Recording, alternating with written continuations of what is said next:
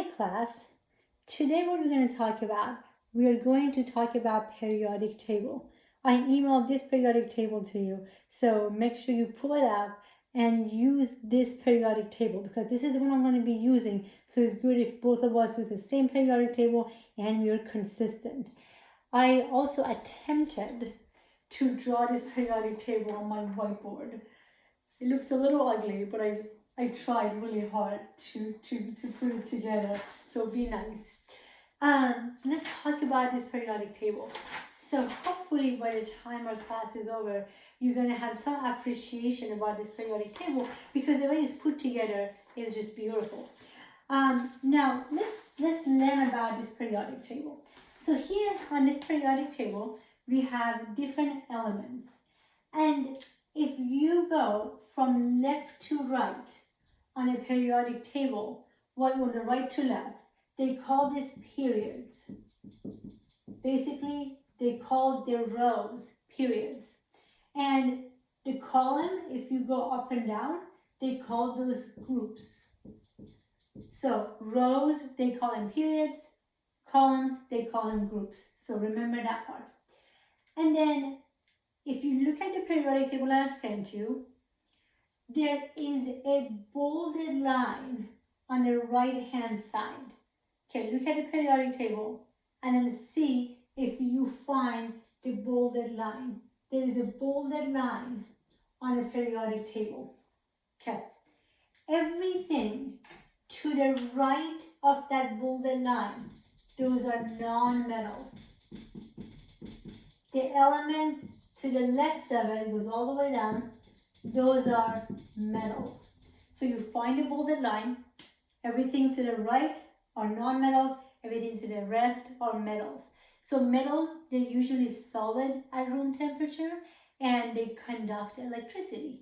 Non-metals, they're usually gases or liquid at room temperature and they do not conduct electricity. That's key. Okay? So metals and non-metals. Now, what happens to the elements that are attached to the bolded line? Are they metals? Are they non-metals? Are they confused? What are they? A little confused. So the elements that are attached to the bolded line, sometimes they act like a metal and other times they act like a non-metal. So what we call them metalloids. We call them metalloids.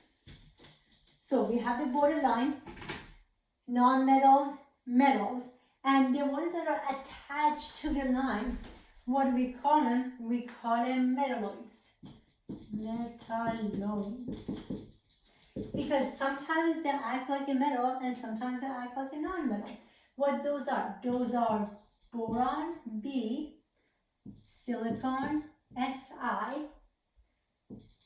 Ge, As, arsenic, Sp, antimony, and Te. These are the metalloids. So sometimes they act like a metal, sometimes they act like a non-metal. Okay. Now, a little fun fact. I had a question for you. So you guys live in Silicon Valley. Have you ever thought about why they call our neighborhood, our area, Silicon Valley? Where did that name come from? What do you think? So think about what makes this area really expensive to live. All the nanotechnology, right? Well, when they do nanotechnology, one of the things that they use silicon. Now, why is that? Here's why. Remember how we said that metals, they conduct electricity? Non-metals, they do not conduct electricity. Now, what happens if you have the metalloids? Are they going to conduct electricity or they won't? What do you think? So here's the answer. So if you have metals, they will conduct electricity.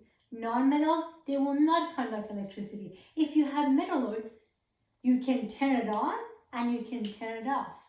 So when you wanted to conduct electricity, you can turn it on and you can turn it off when you want. So you have control over that. So that's why they use them in in nanotechnology. These are semiconductors. The metalloids are used as semiconductors.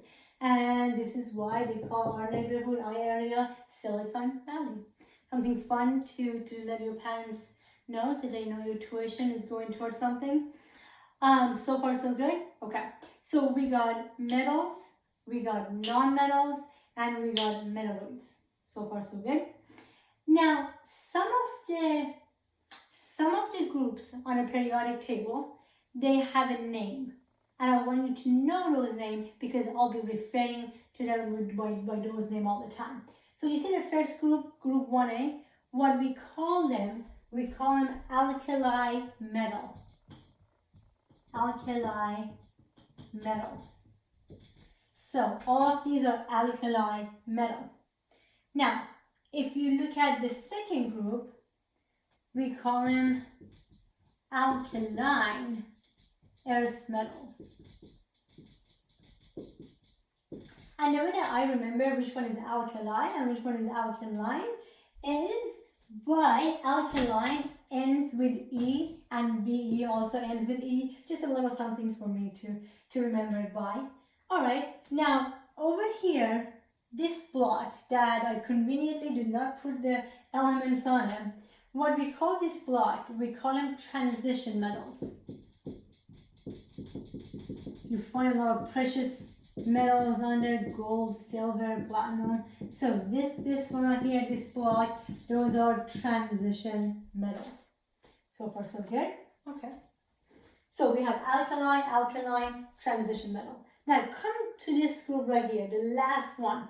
We call this one noble gases. These are noble gases. Okay, there's one more. The group right here, fluorine, chlorine, bromine, iodine, we call those halogens. We call those halogens. There's an E. Let me rewrite it so you know how to spell it. So we call those halogens. And the reason I want you to know this because when I say, yeah, the halogens, you need to know I'm talking about this. When I talked about noble gases, I want you to know I'm talking about this. When I talked about transition metals, I want you to know I'm talking about those. And now, if you look at the periodic table, there are two rows that are off the periodic table on the bottom. We call those lanthanides. Those are lanthanides. I'm not going to spend too much time on those. Those are lanthanides. So far, so good? Okay. So, we got our periodic table down. Now, here's what I need you to do. First of all, I got a bunch of emails, people letting me know that they started memorizing periodic table. My answer was like, why? You don't need to memorize the periodic table. I will give you the periodic table on the exam. So, if you want to, go ahead, but you don't have to. You don't have to memorize the periodic table. I will give that to you. One time I was teaching a graduate course in chemistry and I thought it would be fun to ask the class to memorize the periodic table even though I don't have it memorized. And on exam day, everyone showed up wearing a t-shirt with a periodic table on it. So I learned my lesson after that. So you don't need to memorize this. But here's what you do need to know. And I will send you a list of the elements that I want you to know the name. So you will have this on exam, but you have to know the name of some of them. For example, and some of them you already know. What is C? C is carbon. What is H? Hydrogen. What is B? Boron. What is O? Oxygen. What is F? Fluorine. What is N? Nitrogen. What is W? Tungsten. I just had to put that one in there.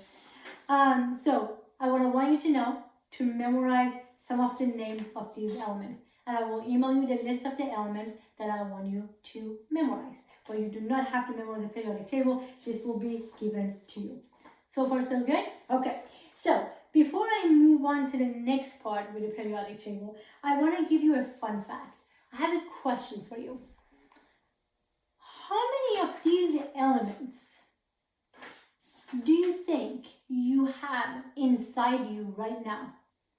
How many of these elements from a periodic table do you think we have in our body right now? If you had to guess, shout out a number, even though I can't hear you, shout it out anyway. The answer is you have 20 of these elements inside you right now. Some of them you already know, right? We're made from carbon, hydrogen, we have oxygen, we have calcium, we have potassium, we have sodium, iron. Some of them you already know. But there are also some elements that we have inside us that will surprise you. Now, one of my favorite one to talk about is chromium. Chromium is atomic number 24. So chromium is somewhere over here. You have less than 1 milligrams of chromium inside you. Less than 1 milligrams. So if you weigh 140 pounds, less than 1 milligrams is such a tiny amount of chromium you have inside you. And for longest time, people thought that that was just a contamination. You have chromium inside you, there was no reason for it. It was just a contamination. It was just there. Nothing is accidental in nature. I want you to remember that. Nothing is accident in nature. Everything has a reason. And now we know that even though you only have 1 milligram, less than 1 milligram of chromium inside you, such a small percentage, if you don't have it, you get diabetes. It's kind of cool, not a diabetes part, but all these 20 elements inside you, they all have a purpose. And some of it, you only have a trace amount, but still, you gotta have it for you to be able to function. Okay, so done with the periodic table, but you keep your periodic table for now. I'm going to erase my periodic table. I'm going to spend a long time putting it on my whiteboard. All right. So some of these I want you to know the name, and I will send you the list of the ones that I want you to know the name. Now, let's talk more about the elements on a periodic table. Before we do that, what we're going to talk about, we are going to talk about atom structure.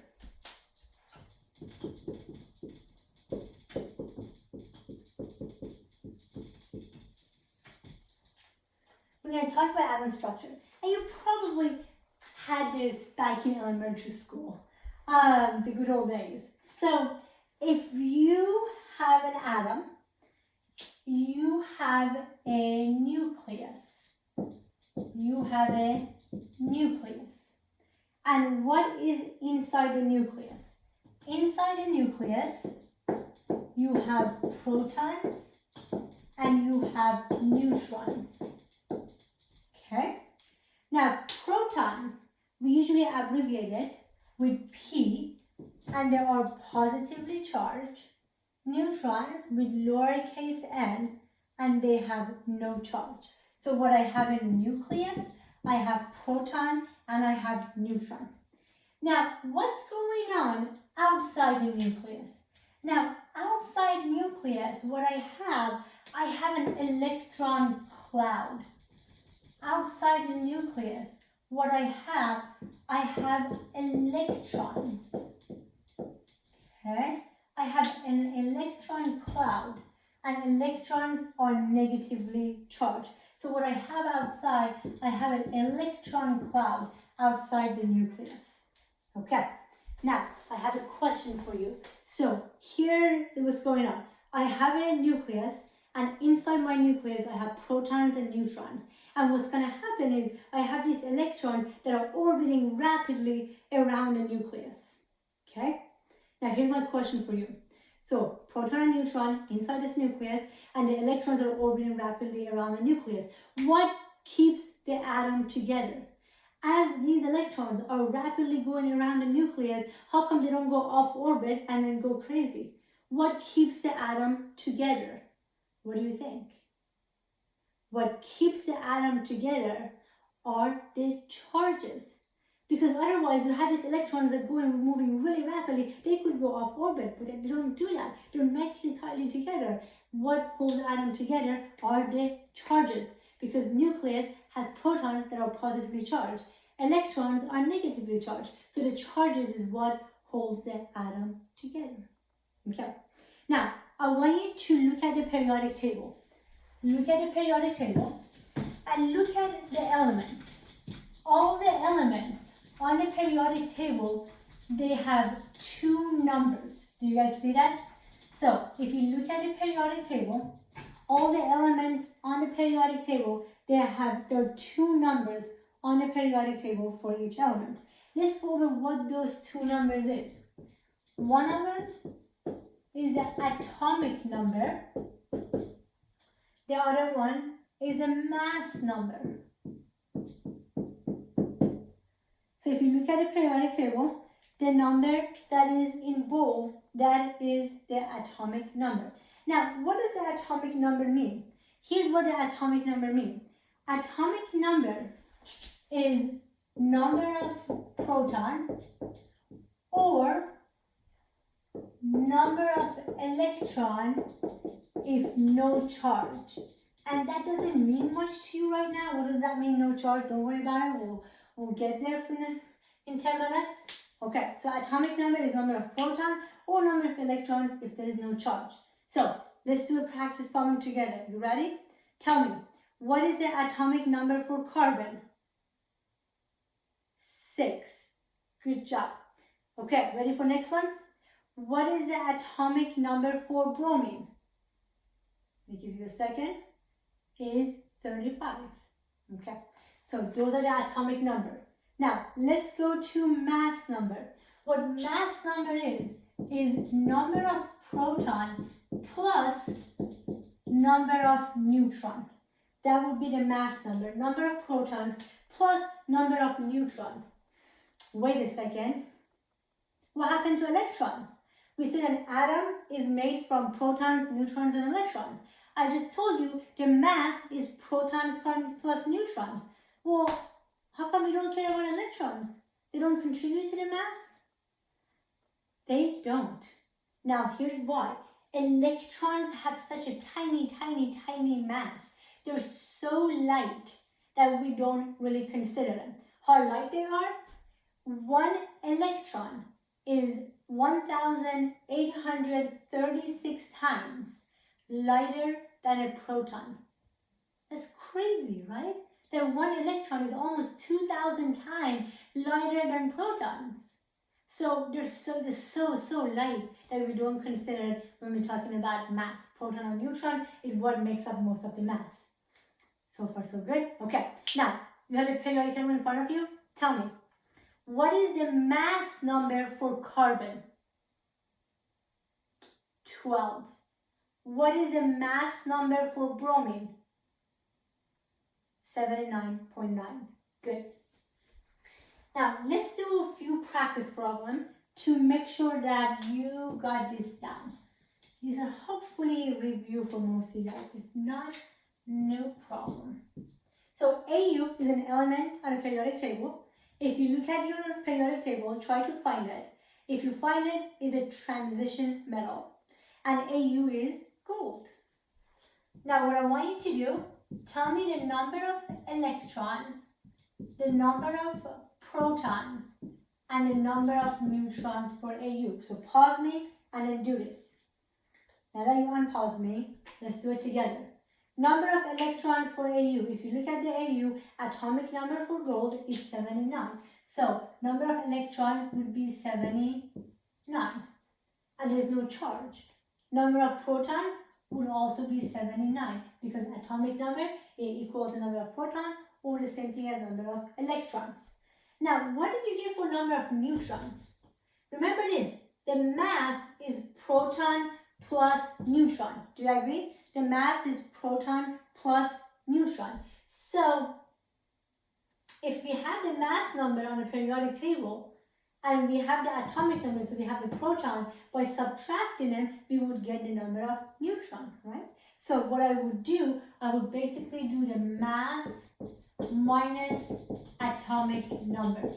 Mass minus atomic number would give me the number of neutron. Okay. Now let's do it together. If you look at the mass for gold on a periodic table that I give you, that mass is where's gold? I have to find gold first. 196.9. Can you round it? Definitely. So make it to be a round number. So 196.9, you can say is 197 minus, what's the atomic number? 79. So if I subtract this together, what I get is 118. And that is my number of neutrons, 118. So far so good? Okay. So let's do another practice problem before we move on. Let's do another practice problem before we move on. So what I want you to do, I want you to do number of electrons, protons, and neutrons for bromine, for Br. So while I'm erasing this, get started on that.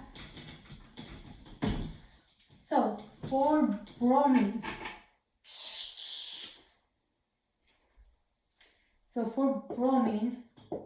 we want to do the same thing. Number of electrons, number of protons, and number of neutrons. So if you look at bromine, what is the atomic number of bromine? Is 35. So it has 35 electrons and 35 protons. Okay. Now, what is the mass number for bromine? If you look at the mass number, is 79.9. Can I round it? Yeah. I can say is 80 minus 35, it would be 45 neutrons. So 45 neutrons and 35 electrons and protons. You guys got it down? Beautiful. Now, the next thing we're going to do, we're going to do the same thing. Figure out the number of electrons, protons, and neutrons for Br minus. Okay? So before I move on, hopefully you guys got this down. So electron and proton is the same as atomic number. If there's no charge, and there's no charge here, and neutron will be just mass minus atomic number. Now the next one is Br minus. Now I have a charge. Now let's go over what does a charge mean. So I'm going to show you, I'm going to talk about what does a charge mean, and then we'll come back to Br minus, Okay. Now, remember what we said? We said that here is a nucleus that has proton and neutron inside it, and here's the electrons moving around it rapidly. Okay. Protons and neutrons are inside the nucleus. Electrons are hanging out on the outside. So you cannot mess around with protons and neutrons, but you can play around with electrons easily because they're hanging out over here. So every time in a chemistry lab we do reactions, bonding, anything we do, what we're messing around with are the electrons and not the protons and neutrons. What happens if you do mess with protons and neutrons? You make an atomic bomb, so let's not do that, right?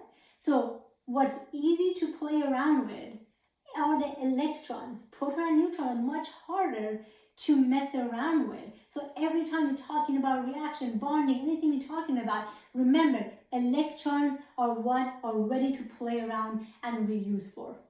Yeah? Okay. Now, I want you to look at the periodic table. When you look at the periodic table, all the elements on the periodic table, the way they are neutral. So on this periodic table, all the elements, the way they are, those elements are neutral. Okay. Now, we said we could play around with electrons because the protons and neutrons are protected, but electrons are hanging out here. We could play around with them. So sometimes you could lose or gain electrons. When that happens, then we have charges. So I want to summarize what we talked about. So when you look at the periodic table, the way the periodic table is, those are neutral elements. Those are neutral elements. So the way the periodic table is, those are neutral elements. They're all neutral. The way they are, they're neutral. But electrons are ready to play. So sometimes you could lose electron, or sometimes you can gain electron. And when you lose or gain electron, then what you become an ion. Okay, so the elements on a periodic table are neutral. They have no charge. But sometimes they lose or gain electron. If they lose or gain electron, then they become ion. They're going to have a charge. When they lose electron, they become cation. That means they're going to become positively charged. When they gain electron, they become anion. That means they become negatively charged. It's a little bit counterintuitive. You lose, you become positive. You gain, you become negative. I need you to notice and understand it right now for me before we can move on. So, all the elements on the periodic table, they're neutral the way they are. The way they're set up, they're neutral, but sometimes they can lose or gain electron. When you lose or gain electron, then you have a charge. If you lose, you become positive. You gain, you become negative. And you can never mess around with proton and neutron. It's just electrons. So let's go back to the Br minus that I had asked you to do. I had asked you to do number of electrons, protons, and neutrons. Now remember, a minute ago we did Br, right? Now, the only thing that has changed is the charge. Now, the charge is not going to change the number of proton, and the charge is not going to change the number of neutron. So neutron still 45 and proton still 35. So a charge is not going to change proton and neutron. But what does the charge mean? That means I gained or lost an electron. Now this is minus 1. What does minus 1 mean? That means I gained 1 electron. I gained 1 electron. So for Br minus, how many electrons do you have? We have 36 electrons, because minus 1 means I gained an electron. So far so good? Okay, so now let's do one that is a little bit more challenging. I think you can do this. So this one you got it down. Let's do this.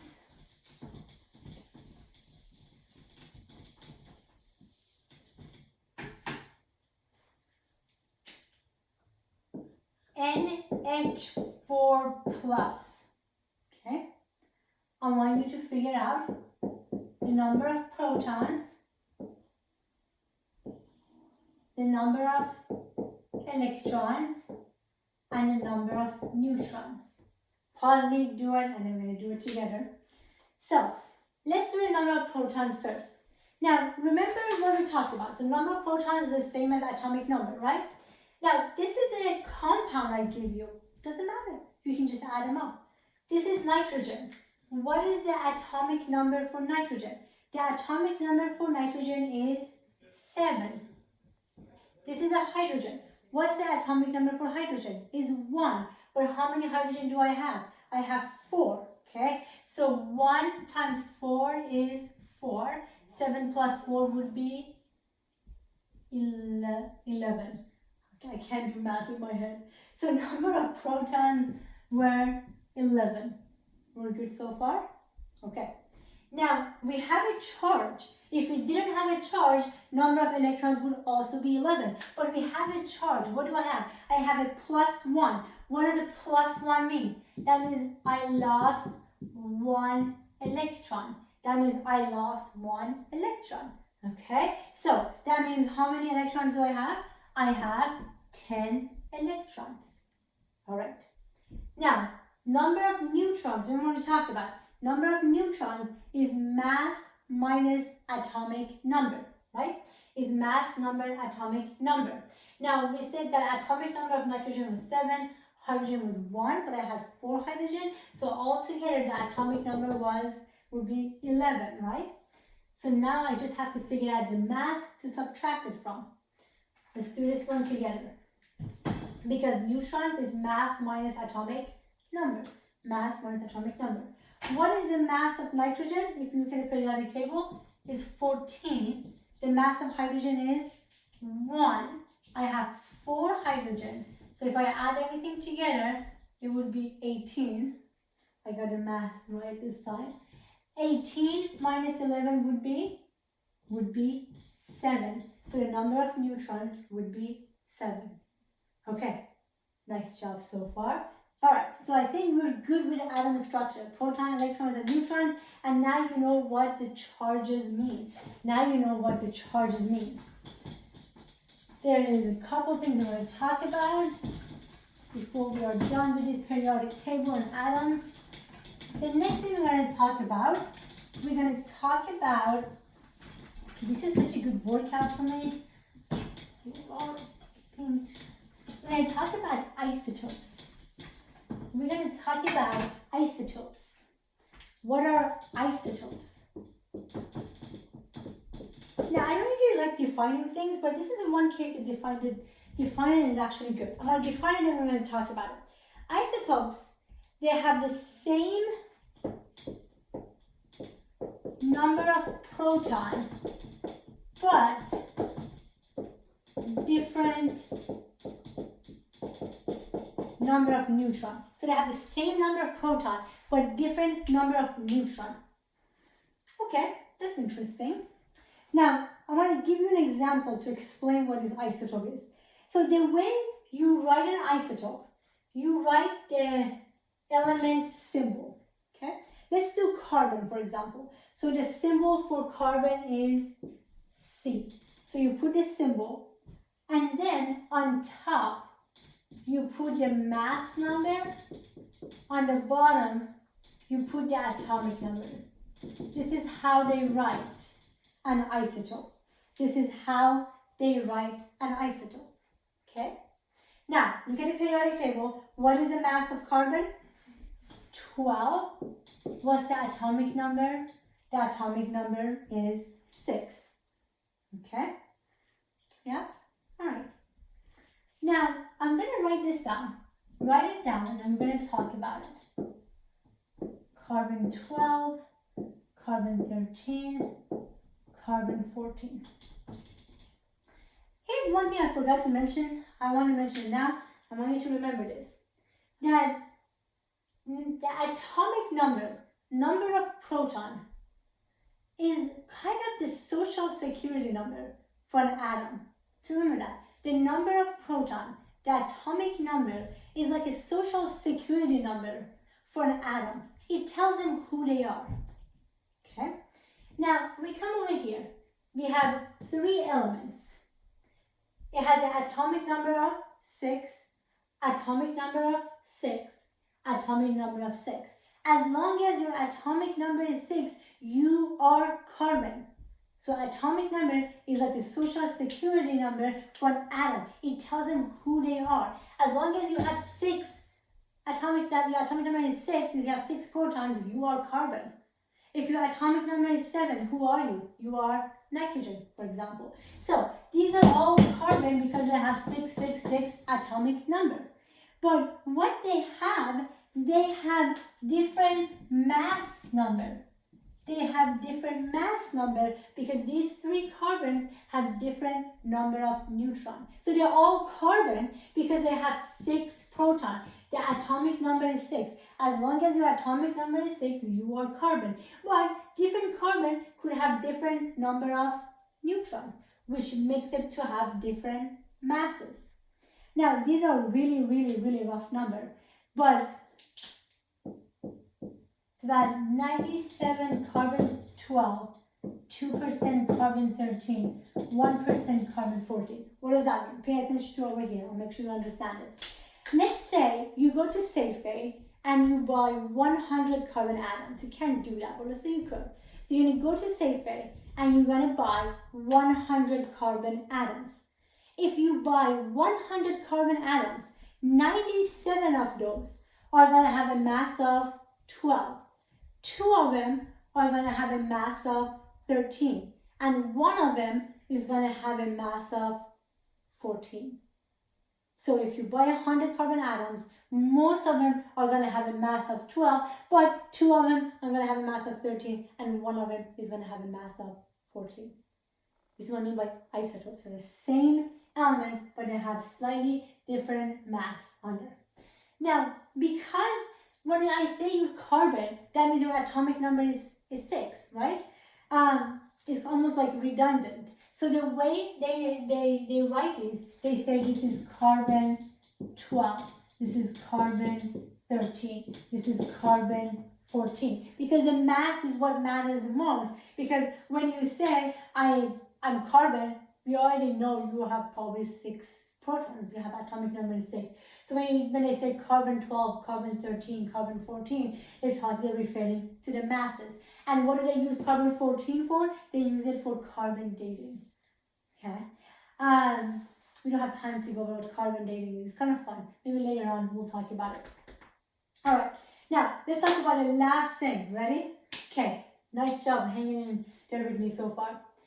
I want you to look at the mass of carbon on a periodic table. I want you to look at the mass of carbon on the periodic table and tell me exactly what that mass is. Don't round it, is 12.011. That is the mass of carbon on a periodic table. How come it's not a nice round number? Why is the mass of carbon just 12? If you look at the periodic table, a lot of the masses are not nice round number. Why is that? Now you know. The reason is because of the isotopes. Because the majority of them are carbon 12, but there are a few of them who are carbon 13 and 14. So the mass of the carbon you see on the periodic table is not a round number because of the isotopes, because they take an average of those masses, and then that would be the average of those masses, and that's why it's not a nice round number. Make sense? Okay, good job. Let's do one more practice problem with isotopes, and then I promise you we're done. So now you know why not those masses, how come they're not nice round numbers. Okay, our last practice problem. Don't stop the video just yet. Okay, so when you look at this, and if you look at this, atomic number is 5. As long as your atomic number is 5, who are you? You are boron. So as long as your atomic number is 5, it tells you who you are boron. But different borons have different masses, right? Because they have different number of neutrons. We have boron 10 and we have boron 11, okay? Now here's what I want you to do. I want you to look at the periodic table. You stay with me? Look at the periodic table. What is the mass of boron on its periodic table? Is 10.81. Okay, is 10.81. It's not a round number. So I want to ask you a thinking problem. I think you can get this. The mass of boron on a periodic table is 10.81. Now, what does that mean? Which boron do you have more of? Do you have 50-50%, or do you have more of boron 10? Do you have more of boron 11? What do you think? So the mass is 10.81. Is the mass closer to 10 or closer to 11? It's closer to 11. That means you probably have more boron 11, because the mass that you see on the periodic table is that average of those. Yeah, okay. So I actually looked up these numbers. Boron 10 is 19.9% and boron 11 is 80.09%. Again, I just looked it up. So you have more boron 11 than boron 10. That's why the number is 10.81. It's closer to boron 11. Okay, again, I looked up these numbers, and the mass of boron 10, the exact mass is 10.0129. I just looked them up. And the exact mass of boron 11 is 11.0093. I'm going to do one more thing before I let you go. So I want to kind of show you how that 10.81 number come about. So we said is an average of all the isotopes. So here, by boron 5, this is my exact mass, right? And I have 19.9%. 19.9%. If you want to get rid of the percentage, you have to divide it by 100. If you divide this by 100, you get 0.199 times 19.9% of them are 10.0129 plus, okay, now over here, boron 11, I have 80.09%. To get rid of the percentage, I need to divide it by 100. If I divide it by 100, what do I get? 0.8009, and the exact mass is 11.0093. So if I add up these two together, what I end up getting, and do the math, 10.81. And that matches the mass you see on a periodic table, because those masses is the average of all the isotopes. But as you can see, this number is closer to 11 than 10 because we have more boron 11. All right, nice job, really, really nice job. I will see you guys next time.